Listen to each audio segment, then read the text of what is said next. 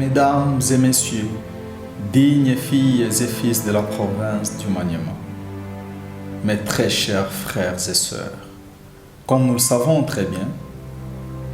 la province du Maniema, qui est notre dénominateur commun, est en train de traverser l'une des périodes les plus critiques de son histoire. Situation ô combien alarmante, notamment due à l'instabilité récurrente des institutions politiques provinciales, au chômage des jeunes et son corollaire, qui n'est autre que leur instrumentalisation à des fins politiciennes, une gouvernance locale chaotique, l'absence d'une vision claire et d'une planification stratégique provinciale,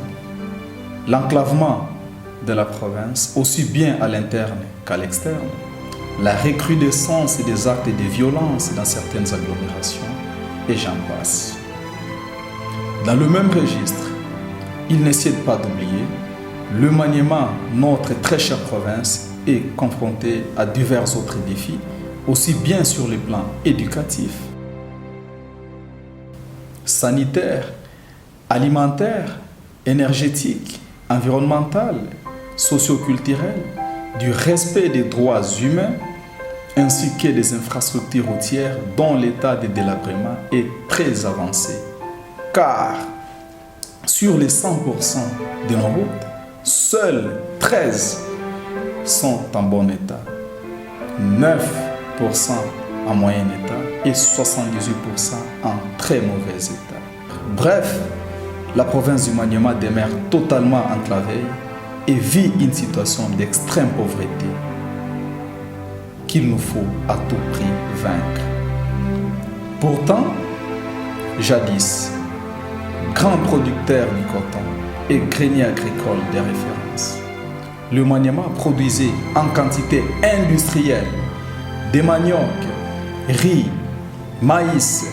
huile de palme, bananes, plantains et autres produits alimentaires de première nécessité qui nourrissaient quasi entièrement les populations de l'ex-Katanga, de l'ex-province orientale, du nord et du sud Kivu, ainsi que d'une grande partie du Kasaï. La cotonnière, Antriaco, les rizeries de Tchani et nombreuses autres sociétés de renom ne sont restées que dans les annales de l'histoire. Outre ces potentialités agricoles énormes,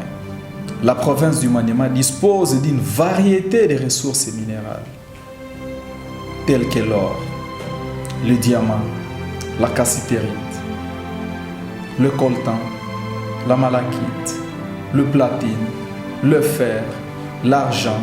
les plombs, le manganèse, le cuivre, etc. Des ressources forestières et naturelles géostratégiques, d'énormes atouts touristiques, un grand gisement pétrolier, nommé dans les rapports du ministère des Hydrocarbures, bloc 21, mais aussi une possibilité dans le secteur énergétique, cette fois-ci, d'implanter d'autres centrales hydroélectriques, notamment à Elila, 1,2 MW, sur la chute de Kamimbi, 14 MW, à Kiboma, 13 MW, à Kiteke, 21 MW et Kibobo, 13 MW. En effet, ayant pour ambition de concourir pour ce qui concerne spécifiquement notre chère province, le Maniema, à la valorisation du capital humain, au développement socio-culturel, au renforcement de la bonne gouvernance, à la restauration de l'autorité de l'État sur toute l'étendue territoriale de la province, à la consolidation de la croissance économique, la diversification et la transformation de l'économie, à l'aménagement du territoire, la reconstruction et la modernisation des infrastructures de base, ainsi que dans la protection de l'environnement et la lutte contre les changements climatiques, nous annonçons ces jours notre ambition de candidater comme gouverneur de la province du Mali.